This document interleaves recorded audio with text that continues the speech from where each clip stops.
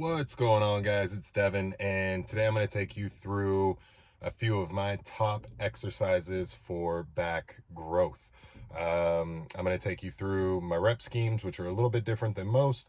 A lot of people do 3x10, 4x12, that sort of thing. I follow a little bit more of the DC style training where you are working up to one major set and then have a back down set. So it's a pretty intensive type of training, but just wanted to take you guys through it, show you again some of the top movements that I use when it comes to working on growing my back. So I'm going to take you guys along. Hope you enjoy.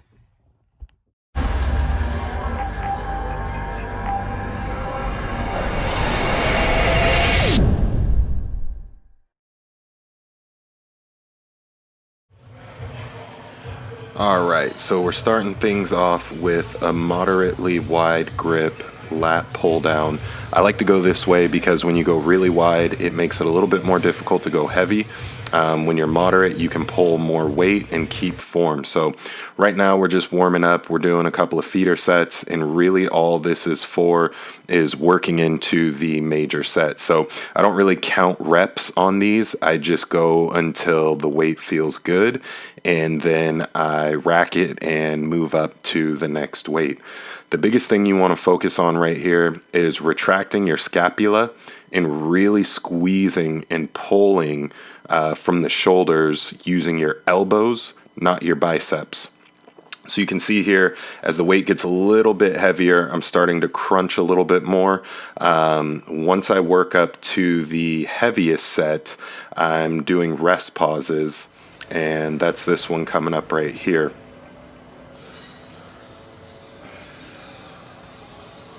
So you can see I'm controlling the negative, so on the way up I'm really letting it stretch, and it's about a 2 to 3 count, not second, 2 to 3 count negative, and I'm basically going to do this until I hit failure,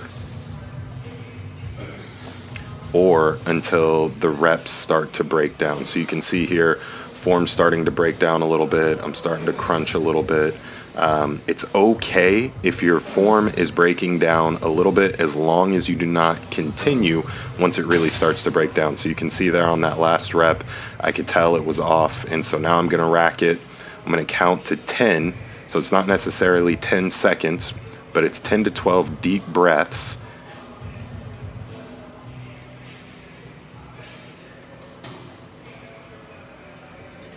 And then we're going to go back in. So this is considered a rest pause. So now I'm going to go again until I get failure, or until the reps break down one more time. So you can see here, rep number 2, rep number 3, it's getting difficult, let it go. So I'll usually do 2 rest pauses in a single set. So it may look something like 12 reps, rest, 4 reps, rest, and then 2 to 3 reps, rest. So again, each time we're looking to take it to failure or until form breaks down. So this is the final rest pause. And at this point, I'm just trying to slow down, and usually on the last rep, I will hold it. I'll do a static hold, so holding it and then slowly let it out and stretch up.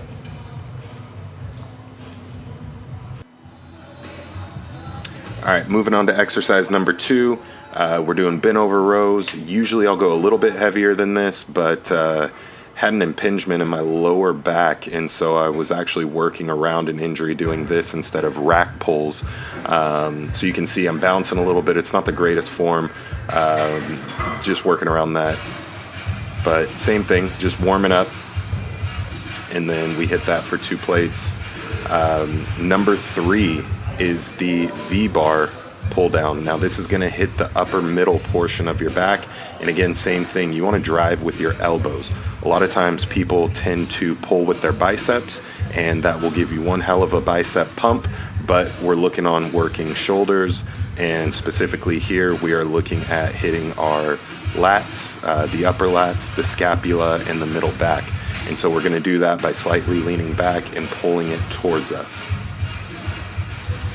So again, now we're going heavy, pull, squeeze, short pause, making sure that we're not bouncing the weight. We don't want to use momentum. We want to make sure we're controlling everything and then going slowly back up.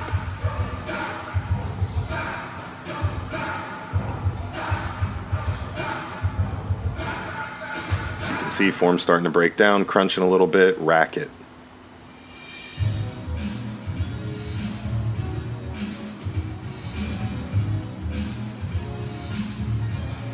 10 to 12 second count, and then we go back in.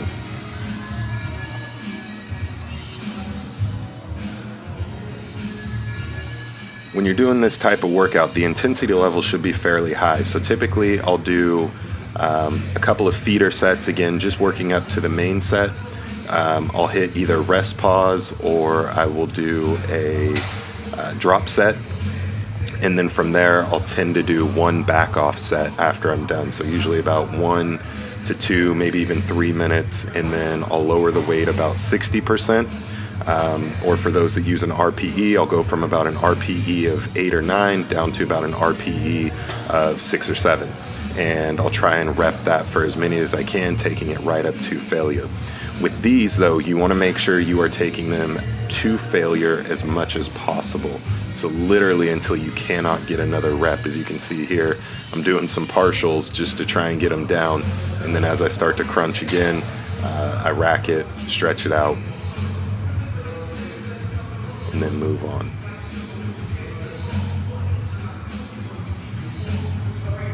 So a lot of heavy compound movements. I usually save the accessory work for the end, which you'll see coming up here. And it's usually 4 to 5 exercises in total that I'll do, because the intensity of these are so high that by the time you get to exercise number 3 or 4, you're pretty taxed, both your central nervous system as well as muscular fatigue. So you're kind of covering all the bases. When I do go to the accessory work, again, it's usually 1 to 2 exercises that I'll hit for 1 to 2 sets, taking it to failure. Usually quite a bit lighter weight, moderate, and just trying to pump blood and push more blood through the muscle to help get the nutrients in there. So as you can see here, we're doing our last set. Really squeezing, drive with the elbows.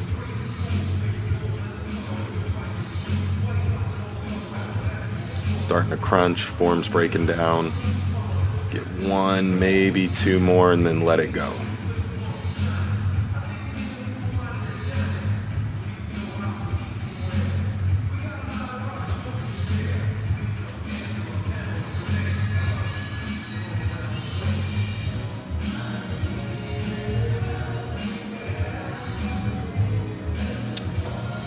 So when doing this, I also recommend that you log your workouts.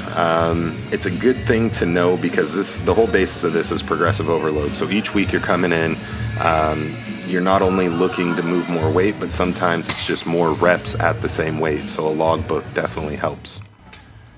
So now we're getting into our accessory work. For rear delts and for back, this is one of my favorite exercises. It doesn't really matter how you hold it, whether it's pronated or if you hold it from the front. But the biggest thing here is making sure that the arms are fairly straight and we're moving our shoulders, again, driving with our elbows first to really just contract and squeeze. So again, we're just looking to push blood through the muscle at this point. Everything's pretty well taxed. We're just ending, taking it to about right up to failure. I think the weight on this was right around 100. If it were not at the end of the workout, usually I'll move the same weight for about 130. So again, just looking to push the blood. So those are my 4 or 5 favorite exercises. All right, so we're heading back home from the gym. That was today's back day. Was favoring my lower right side a little bit. Been having some issues with that in the past. You can see it kind of on the bent over rows. So typically I would do a few different movements, but I was trying to work around what didn't bother that too much. I get a lot of questions. People ask, hey, you know, if I'm doing such and such exercise and I notice this is starting to hurt, what should I do? The simple answer is stop doing it. Find exercises that work for you and do that. If you're doing a movement and it doesn't feel good, don't work through it. That's how you're going to get hurt. So find ways around it, substitute exercises, and move forward. I hope you guys enjoyed the video. Don't forget to like and subscribe, and I will catch you guys next time.